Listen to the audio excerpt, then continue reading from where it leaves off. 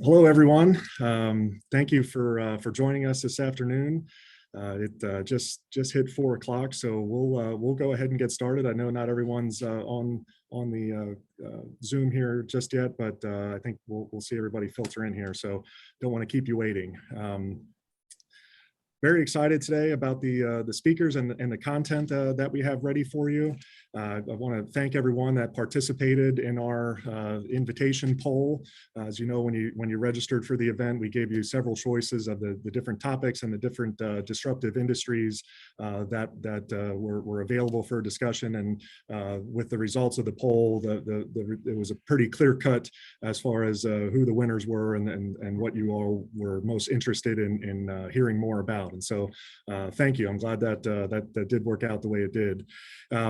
For those of you that don't know me, my name is Todd Weick. I am the branch manager and managing partner here at Potomac Financial Group of Raymond James. And so really happy to have you guys here again. Along with me, and these are the guys that'll be doing the heavy lifting today, we have Ryan Hodapp and we have Greg Polsen.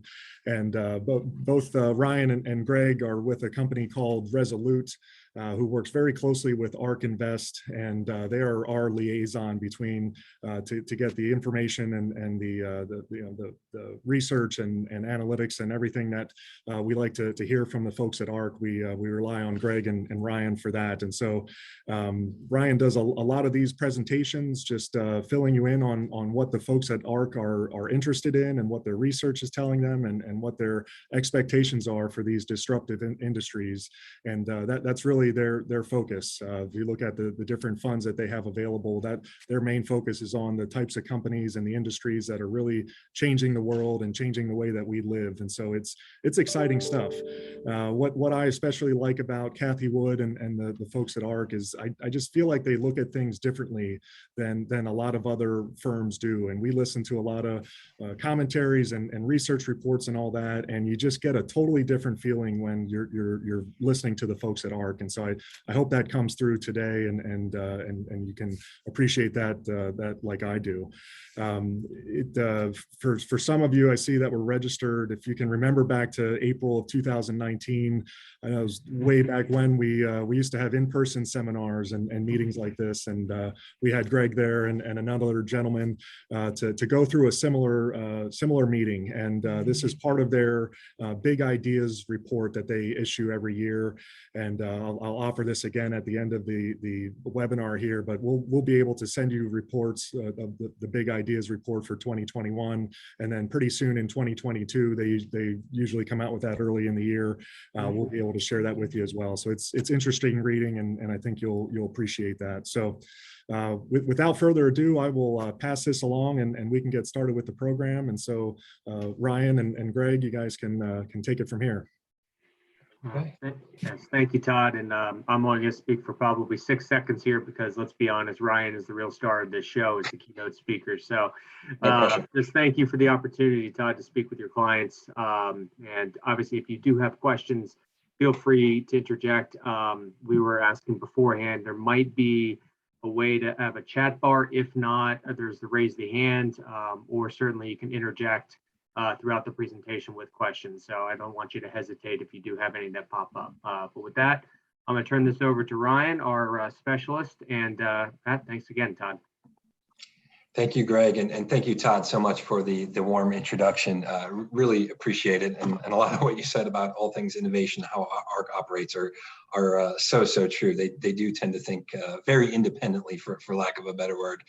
What I thought I'd do here today is spend just a couple quick minutes talking about Ark and the broad opportunity set that is innovation, and then we are going to spend the great majority of our time talking about what we call big ideas, which is ultimately the culmination of all of Ark's research. And we are going to drill into the 3 big topics that were voted upon, to be sure. All right, let's do the 30,000-foot view real quick. So for those of you not aware, Ark was founded about 7.5 or so years ago by Cathie Wood, and Cathie is an innovation enthusiast. And therefore, because she has this great passion for all things innovation related, Ark's whole reason for being centers around identifying disruptive innovations. And then once those disruptive innovations are identified, it's her analyst job to go out there and identify the leaders and the enablers of those innovations.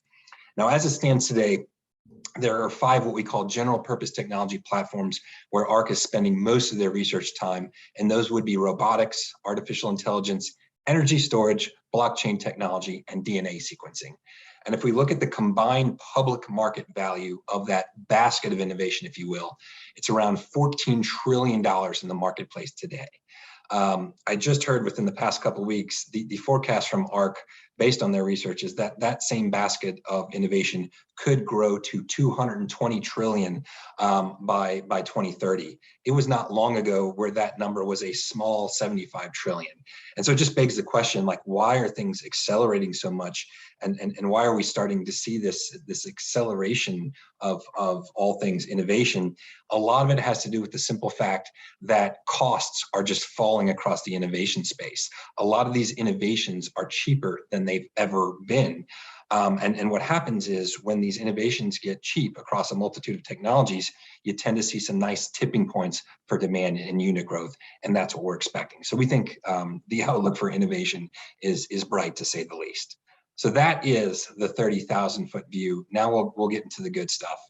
So big ideas. I think Todd teed this up well. It's basically a presentation deck that is Ark's. It's a culmination of all of Ark's research, but in particular, it's where they're seeing the most advancements in 2021 and beyond. Now, what you see here on this little table of contents in front of you is 13 underlying technologies that basically make up those 5 broad technology platforms that I just mentioned. I promise you, we're not going to go through every single page in this deck, because as you can see, there's 13 technologies and 70 some odd pages. But what we are going to do is we're going to go through the 3 big topics that were voted upon.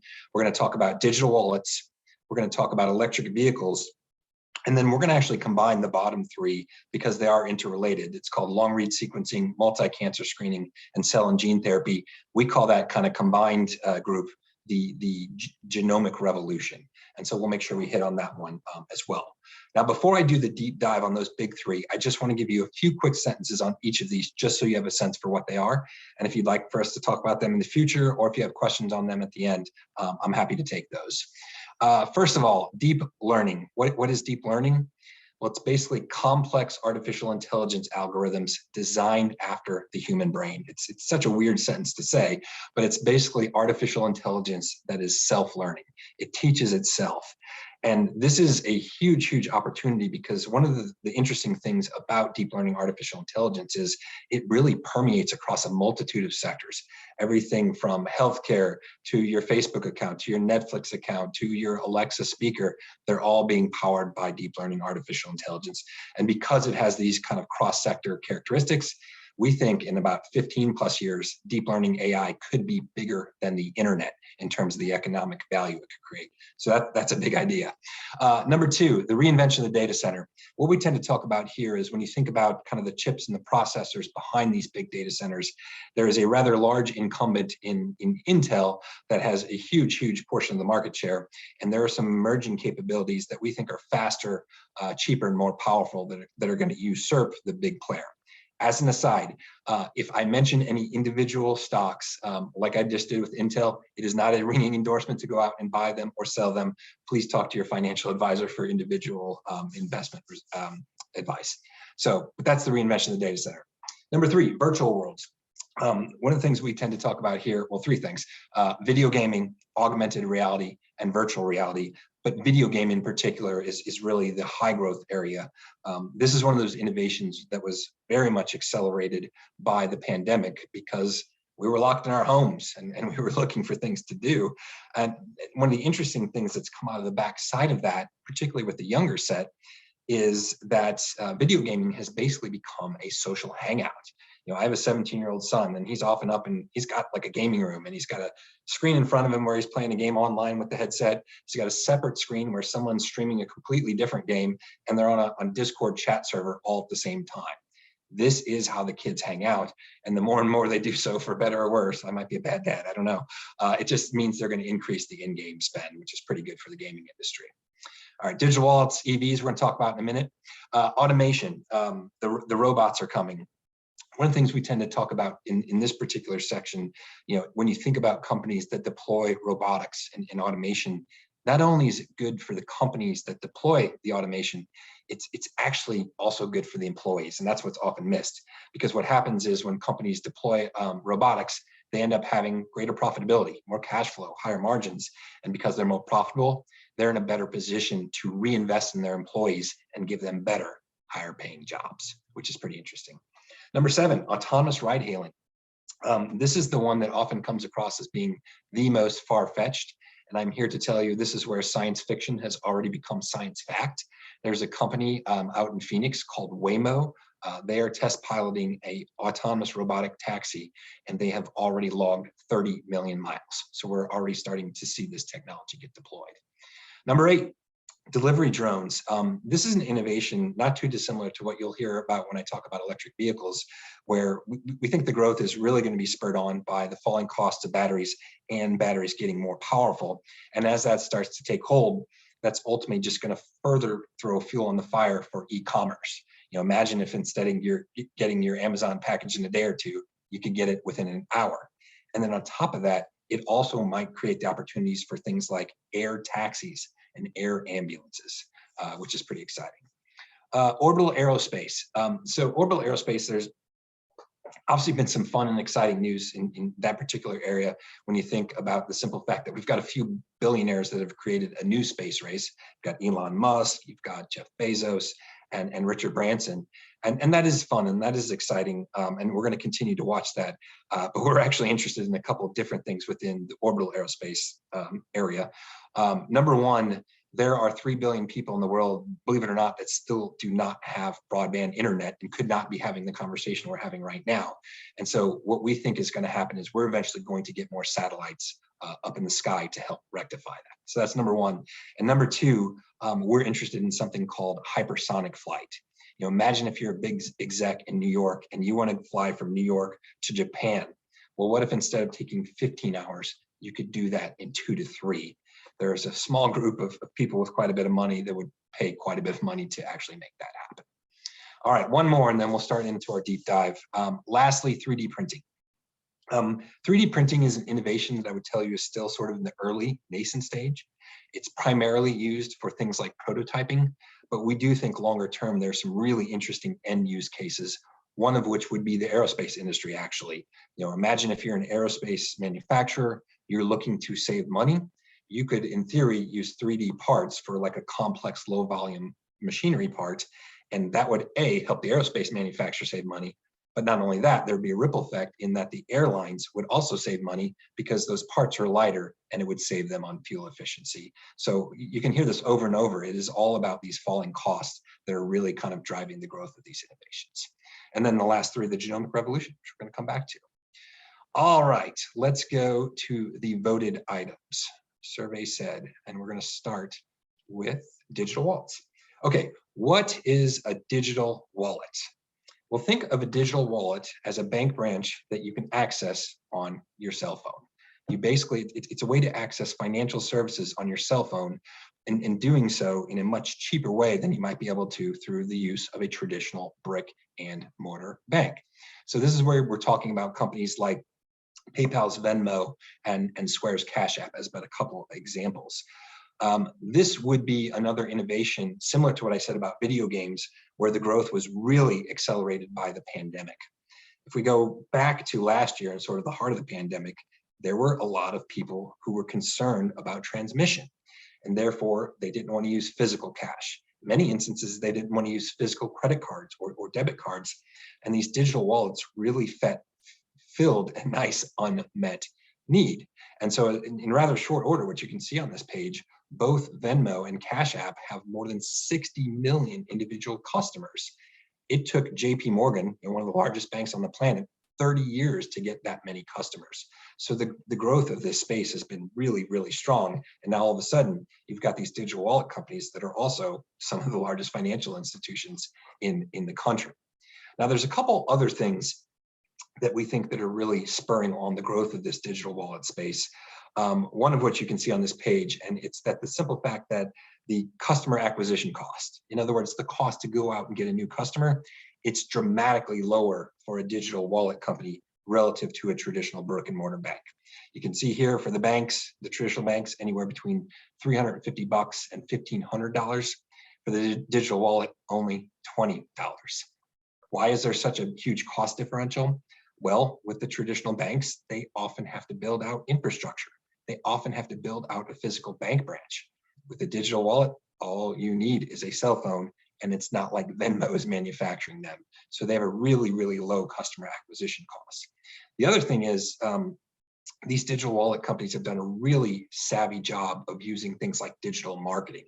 Cash App in particular, they have something called Cash App Fridays. And basically what they do is they literally give away money on Twitter. All you have to do to sort of enter the contest is post your Cash App tag on Twitter.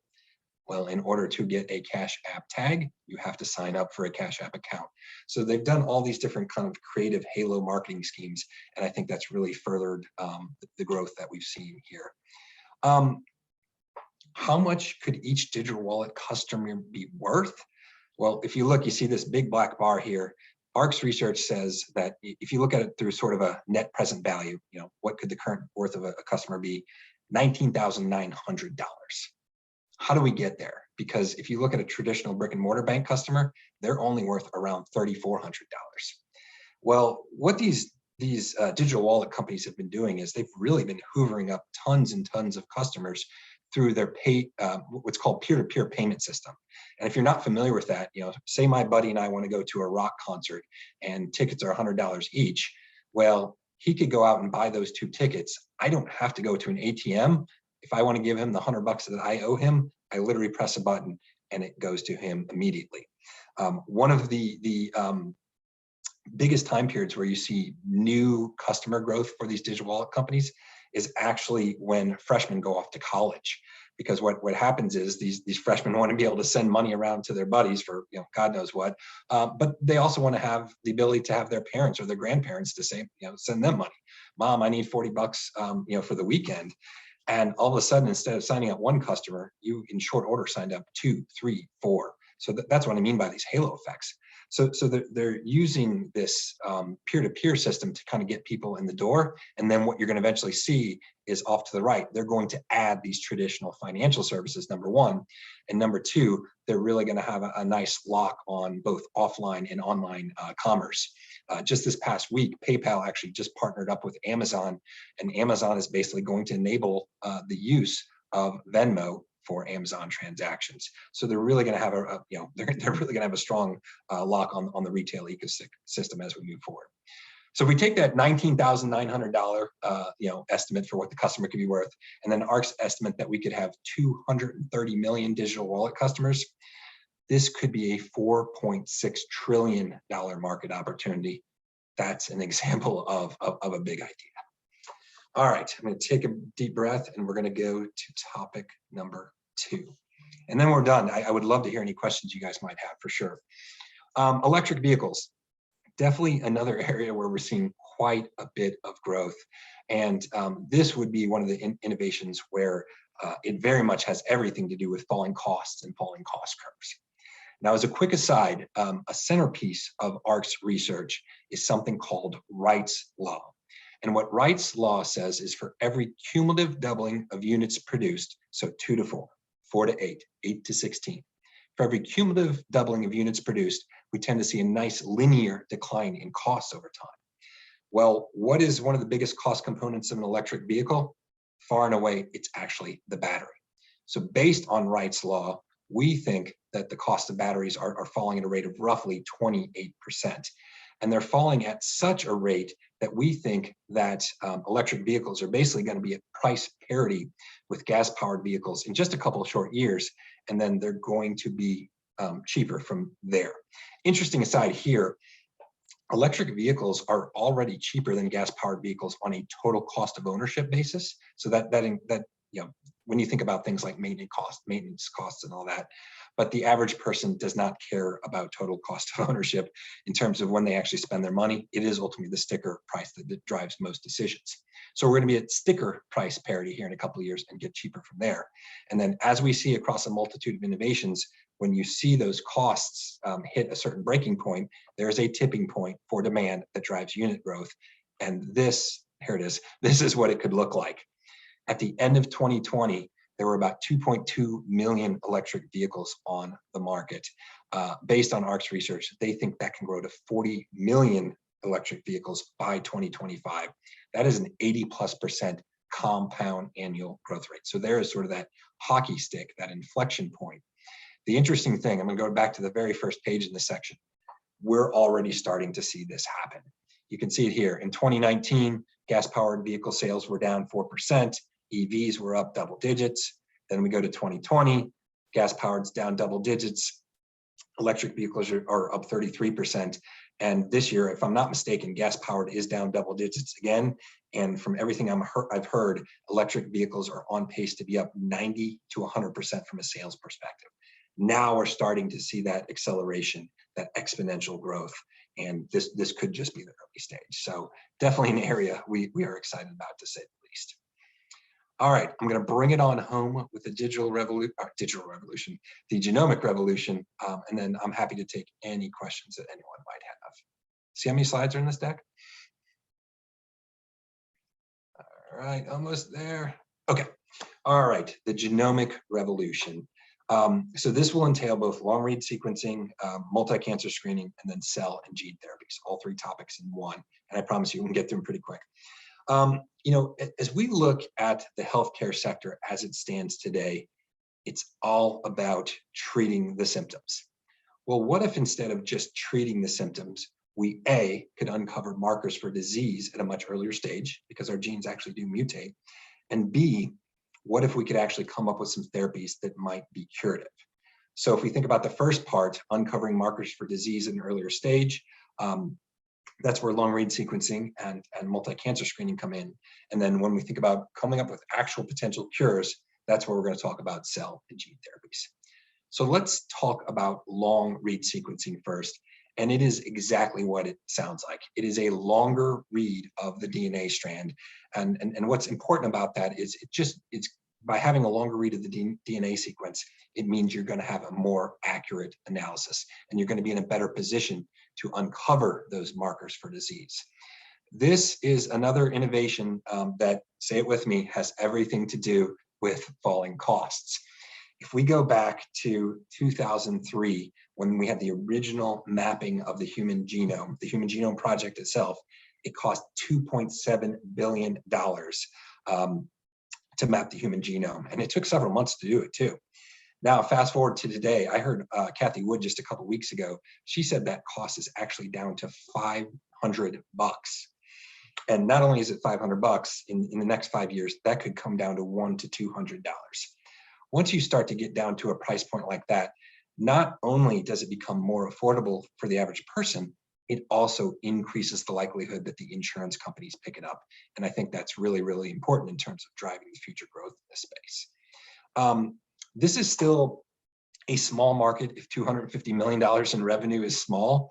But again, as we kind of continue to see this scale up, as the usage and the consumption accelerates as we expect it to, that 250 million we think could grow to 5 billion, which somehow is also an 82% compound annual growth rate. So we do think the growth potential here is really strong.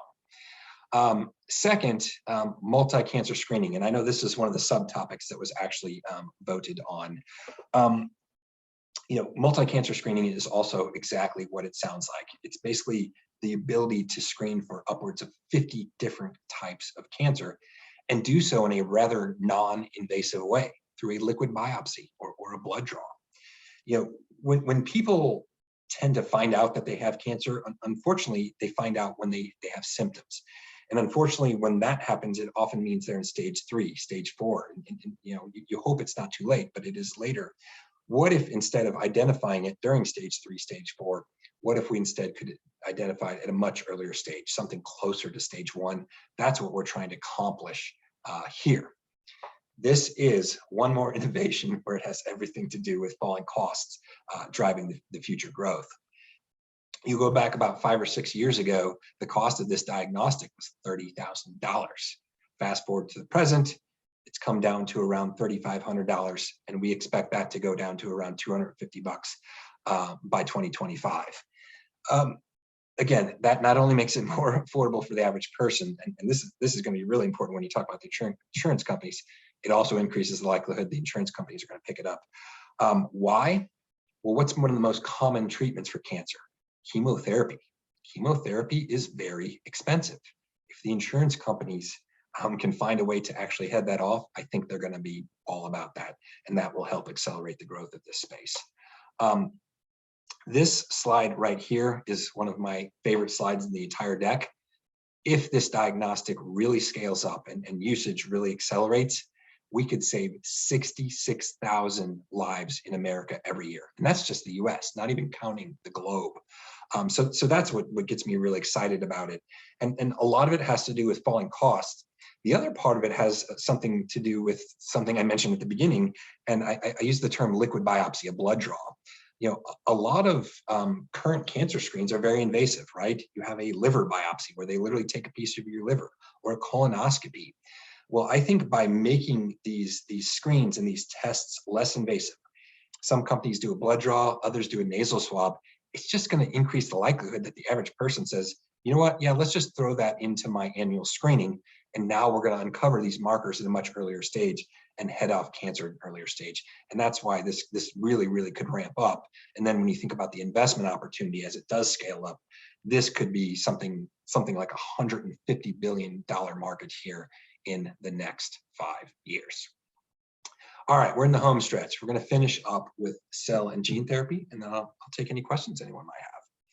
So if long-read sequencing and multi-cancer screening are all about identifying those markers for disease, cell and gene therapy are sort of what you do with that. And in particular, can we come up with something that might be curative? A couple areas we're notably excited about within this space. The first of which is called CAR T cell therapy. What is CAR T? Well, we have these T cells in our body, which are basically immunocells, and they have receptors that attach onto the bad proteins in our body to ultimately eradicate them. Well, sometimes our T cells don't have the right receptors to attach onto specific cancers. And so what CAR T does, it literally takes our T cells out of our body, re-engineers them in a lab, grows them in a lab, and then re-injects them in our body to target specific cancers. And what's exciting, to come back to our great friend chemotherapy, you know, when you think about a treatment like chemotherapy, it not only kills the good cells, but it also kills the bad cells. And it's why it's such an invasive process. What if instead we could just target those bad cells? That would be a really, really good thing in terms of improving the quality of life. Now, there's one big caveat in this particular innovation. Right now, CAR T is only approved for liquid tumors, and liquid tumors only make up about 12% of cancers. The remaining 88% are solid tumors. Ark does think that CAR T will eventually be approved for solid tumors in about 5 years or so. All right, final topic. We talked about CAR T. The other area we're excited about is just gene editing. There is a treatment called CRISPR-Cas9. And the way that I like to think about it, not to oversimplify it, but basically what CRISPR-Cas9 is, there's an enzyme that you send to a specific part of your genome where maybe something's wrong. It attaches onto that part of your genome and it acts as a DNA scissors. It cuts out the bad stuff and brings in a bridge to right the ship. So it's literal gene editing. There has been all kinds of exciting news in this particular space. Literally this morning, CRISPR Therapeutics, I think, announced that they had a positive phase 1 trial to treat type 1 diabetes. But there's a couple other things that have been going on. One of the biggest areas where these CRISPR treatments have been shown some form of success is some of these blood-borne diseases. So think things like beta thalassemia and sickle cell. You know, unfortunately, when people have these blood-borne diseases like beta thalassemia, they often have to have multiple blood transfusions per year. Well, there was a patient who received a CRISPR dose. Well, I guess it's been a little while now, and Kathy, I actually heard her talk about this on the webinar just a couple hours ago, that supposedly has gone more than 2 years now without a single blood transfusion. Now we're starting to talk about something that actually looks like a cure. And oh, by the way, again, you're improving their quality of life. It's just really exciting stuff. And then maybe the last one I'll mention is this summer, one of the companies we own called Intellia Therapeutics, they had a positive phase 1 trial for a treatment of something called ATTR. It's basically a rare and fatal liver disease where you get a bunch of bad proteins on your liver, and it creates all kinds of heart issues. With one CRISPR dose, it eradicated 87% of those bad proteins. And these words, I'm going to talk about the words you see on the page in front of you. It was the first time in history that a CRISPR-Cas9 treatment had been done what's called in vivo. The gene editing was actually done inside of the body. Historically, most of these gene editing therapies have been done ex vivo, where they actually do the gene editing outside of the body. First time in history, we actually had a successful in vivo trial. So, I mean, I just gave you a few examples off the top of my head, right? Type 1 diabetes, beta thalassemia, rare liver diseases. It's just so exciting to see where this could go. And so, you know, oh yeah, and by the way, there is an investment opportunity. I get so excited about the human aspect of this, right? It's about saving lives and extending lives and improving the quality of lives. That's why I get so amped up about it. Yes, there's an investment opportunity as well. You know, CAR T alone could be worth about $13 billion in terms of an addressable market here in the next 5 or so years. But if we continue to see more innovation in this space, particularly in the gene editing and gene therapy space, we could see another 250 billion on top of that. So another very, very significant opportunity. With that, I think I've almost lost my voice, but you know, to kind of tie it up, you know, you've seen some recurring themes, right? There are costs and prices falling across just a multitude of innovations. And a lot of these innovations are converging too. You know, I mentioned deep learning artificial intelligence. We are seeing deep learning AI used in the healthcare industry to help accelerate drug trials and get drugs to market quicker and identify the appropriate people that actually should be in the trials in the first place. And so we're seeing the confluence of these convergence of these technologies, the falling costs, and it's really driving some exciting growth. So with that, I'm happy to take any questions anyone might have. All right, thank you, Ryan. Very, very interesting stuff. I find, you know, myself when I'm listening to what's been in development and what's expected to come down the pike, it goes from really exciting to kind of scary pretty quickly. That's right. You think about the autonomous vehicles and drone delivery, and then the gene editing. You know, some just very exciting, but also there's, you know, another potential side to it as well. Oh, for sure. One question that I had is, you know, with a lot of these projections that seem, you know, aggressive or very optimistic as far as the adoption rates and what we're likely to see. I mean, what can we look out at outside of the US as far as adoption rates in other areas of the world, maybe with the digital wallets or autonomous driving electric vehicles that are, you know, just giving Ark and Kathy Wood the confidence to think that we might be there soon. Can you speak to that a little bit? Yeah, with the digital wallets, to give you a real world example, I think it's something like 95% of digital payment remittances are done using digital wallets. And so in some ways we're actually way behind China. So that's but one example. But when you go around the globe, a lot of companies are almost darn near digital only society. So that is a growth that's already starting to take off. There's Alibaba has something called Alipay, which would be one of the big players in that particular space. And then, you know, with electric vehicles and autonomous, because they are sort of joined at the hip. So in the US, you know, one of the big players that we're interested in would be Tesla. And then if you go overseas, and I'm going to come back to China just because it's the other largest economy on the platform or on the planet, and they do drive growth. They are quite innovative. There's a company called Baidu that has a subsidiary called Apollo that has an electric autonomous vehicle. And you know, the good thing about Apollo is that the Chinese government is actually backed the technology, and that's half the battle sometimes in China. But Apollo is using kind of a technology that they, you know, long story short, they have a lot of infrastructure that they have to build out.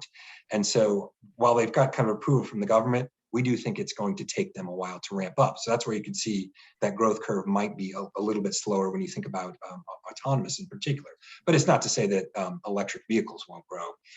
But when you look at a company like Tesla, you know, I mentioned that Waymo's already logged 30 million miles. Those Tesla cars out there on the road, they've already logged 40 billion miles. And that's why, you know, we're excited about Tesla just for their EV capabilities, but a bit of a call option is the potential that they could eventually deploy an autonomous capability. And the key that's going to be critical with all things autonomous is who has the best, most robust data, because the regulators, right, they're going to want to make sure it's safe, and having the best data, the best AI models is really going to be critical in terms of the safety factor, if nothing else. And Tesla is just so far ahead of everyone else in terms of the data they gathered. We think they're going to be kind of a front runner in that space. And I know another electric vehicle maker called Rivian has been in the news here recently. They just had their IPO, and one of their largest backers is Ford, I believe. Are there other electric vehicle companies coming down the pike like that are being helped along by the big automakers? No, for sure. And by the way, so Rivian, and there's another company, Lucid. Those are kind of two the newer players on the market. And we're obviously going to continue to watch them closely because they're young, innovative companies. We're initially shying away, and part of the reason we're shying away is those companies are bringing their vehicles in at very high price points. And again, when we've talked a lot about how if we really want to see that inflection point for the uptake in demand and unit growth, we sort of need to see the opposite. That's why we think like companies like Tesla, and I think we're going to see this from the American manufacturers as well, are doing a good job of pushing the prices down. And we'll see if they eventually follow suit. But I know there are companies like GM and Volkswagen both have basically said they want to be fully green by 2030, which tells you they're really going to put some investment in there. Chevy has a subsidiary, I think that's called, Cruise, something like that. But yeah, all the big manufacturers are going to enter this space. And we think competition for a company like Tesla, it's good because it's going to broaden the market, and it's also going to help bring the cost of the batteries down, which is going to help grow the entire pie. As I think about some of the challenges that some of those traditional manufacturers, particularly like the GMs and the Fords of the world are going to have, is, if you think, one of the really smart things that Tesla did early on is they hired a bunch of software manufacturers. And when you think about sort of the backbone of most auto manufacturers, there are people with manufacturing background. So they are going to have to think a little bit differently, about the people they hire, and then just how they kind of operate in general. So, you're going to see some, probably, we won't see it, right? But there'll be some behind closed doors corporate infighting that they're going to have to fight through. And then I think once they do figure it out, it is going to be for the greater good. Because like I said, it's going to increase the broader pie. It's going to bring those costs down. And then we're going to really see, again, that acceleration of the total revenue pool when we look at EVs broadly. But yeah, it's GM, Ford, Chevy, companies in China, they're all kind of entering this market right now. And what are your views, or what are Ark's views on regulators, allowing the autonomous driving? I mean, how far away are we from having our car drop us off at the office and then ride around and work for Uber during the day and then come pick us up at the end of the day? We're already there, just in that Waymo's already started. I think they're in Phoenix, and I think they've already started to move on to San Francisco and some other cities. So, I think from a regulatory perspective, we've got what I would call that early green light. But the important thing is what I mentioned a few minutes ago, and it is getting the data, that reams of data, and getting the AI models correct. Because some of the early artificial models that we've seen, right? Because we've seen all those horrific crashes that have happened with some of these autonomous vehicles. Sometimes they wouldn't recognize a certain object coming across the street, or the example I've heard is like in Hawaii, some of these stop signs are blue and they're not red, and the AI model was not programmed appropriately. And so you need just this constant reinforcement of data. And the interesting thing, so I mentioned this concept of deep learning is artificial intelligence that teaches itself. And what's cool about that is it gets better and better at whatever its task is. So if you're an autonomous vehicle, you get better and better at driving through repetition. If you're an Alexa smart speaker, you get better and better at answering those questions, the more questions people ask.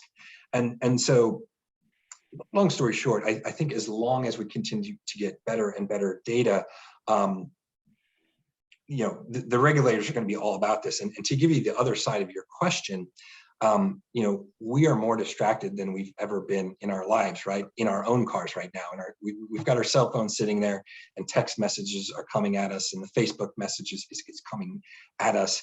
Ark believes, ironically, given your question, that insurance rates are actually going to go down by half by 2030, because these autonomous vehicles are actually going to be safer than what we are doing right now. Because when you think about it, if we've got these autonomous vehicles powered by deep learning artificial intelligence, they are not distracted by text messages. They are not distracted by Facebook, and things are actually going to be safer. The other thing I think you mentioned real briefly, though, urban areas, right?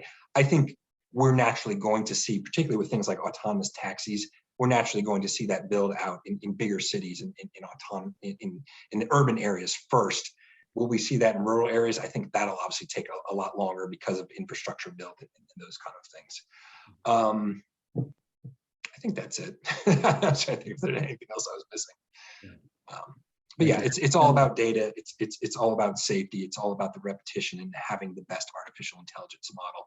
And as long as that's on lock, again, ironically, I think things are going to get safer for us. Yeah. If anyone listening has a question, if you scroll down towards the bottom of the screen, you'll see a raise hand icon. And if you click on that, then I can give the mic to you and allow you to ask a question. So please feel free to chime in if anyone has a question for Ryan.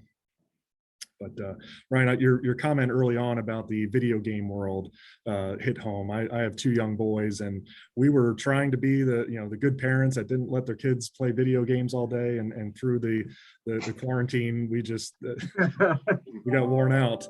And now they're talking about Christmas presents and they want a new PlayStation 5, they want a new Xbox, and each system costs well over or close to $1,000 each. And but that's just on eBay.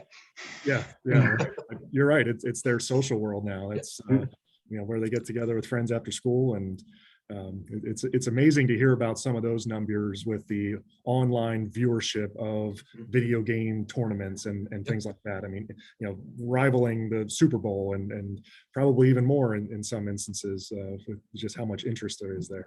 Yeah, there's all kinds of companies. Like there's a company that Amazon owns called Twitch, and kids will literally just sit and watch other people play video games, and millions of people watch that. There's something called esports, right, where there will be teams of 5-on-5 playing a game called League of Legends online. And again, people sit in an arena to watch these young people play these games. So the world is changing rapidly. And then, video games is also creating like business opportunities for artists. So Fortnite, one of the things that they've been doing is they've been partnering up with musicians. So someone like Ariana Grande, and Ariana Grande is actually doing concerts on Fortnite in this digital world, like a digital version of her. And what the reason she's doing that is she knows there's all these eyeballs on these games like Fortnite. She's broadening her own audience in a different and kind of creative way. And so, yeah, it's amazing. It started with, us in our basements with our little Atari and the one button to now it's become a whole kind of social phenomenon. And I'm a big kid, and to my immediate right, I have a PlayStation 5 for myself. So I'm partially guilty. You're able to get one. Yeah. True story. So on my last job, I was running a team meeting, and I literally had a Twitter alert, and I may have bought one on the fly. That tells you how hard these things are to get. Todd mentioned that they're $1,000, but that's kind of on the internet. Like the base price is something like $500, which is not cheap, right? But it's been really, really hard to get the PlayStation 5, the Xbox Series X, and then Nintendo Switch has this new OLED model. And yeah, it's partially low supply, really strong demand. The economics are kind of working that way. Yeah. One other question I had, Ryan, kind of switching gears, going back to digital wallets and cryptocurrency. And we haven't talked much about that, but I sure get a lot of questions about crypto these days. And in fact, I went into my Venmo app a few days ago to send money to a friend, and it looked like I was able to buy cryptocurrency through my Venmo account. I didn't do anything there, but can you talk a little bit about how the cryptocurrency world is fitting into this digital wallets and financial technology? Yeah, I love that you kind of mentioned that you kind of didn't realize that. We own a company called Coinbase, which is a company that basically enables another company that just enables the trading of cryptocurrencies. And I think Coinbase, last I'd heard, they've got like 60 million customers, but they have more customers than like E-Trade, TD Ameritrade, and Fidelity combined. And that's one of those numbers that really surprises people, which tells you there are a lot of people invested in cryptocurrency as we speak. As we think about cryptocurrency broadly, first of all, there's like 4,000 or 5,000 different cryptocurrencies out there. That's too many. We think that there's going to be sort of a winner takes most market, and that ultimate winner will be Bitcoin. Ethereum probably secondarily, because those are the two big players. And with Bitcoin, they have the strongest, most secure network. But there are a whole host of reasons why we think that's the case. First of all, I think we're just in the early innings of the institutional demand for Bitcoin starting to take hold. First of all, just institutional investors trying to allocate to the space, but we're also just seeing individual corporations put Bitcoin on their balance sheet in place of cash. And so you're starting to see the early adoption of institutional investment, number one. Number two, it's sort of what you were alluding to. You're seeing more and more companies start to enable Bitcoin and cryptocurrency for retail transactions, to be able to use your cryptocurrency wallet as a way to purchase other goods. And then thirdly, it is a way to protect your property from seizure. Unfortunately, there are some countries that if they want to take your stuff, they can.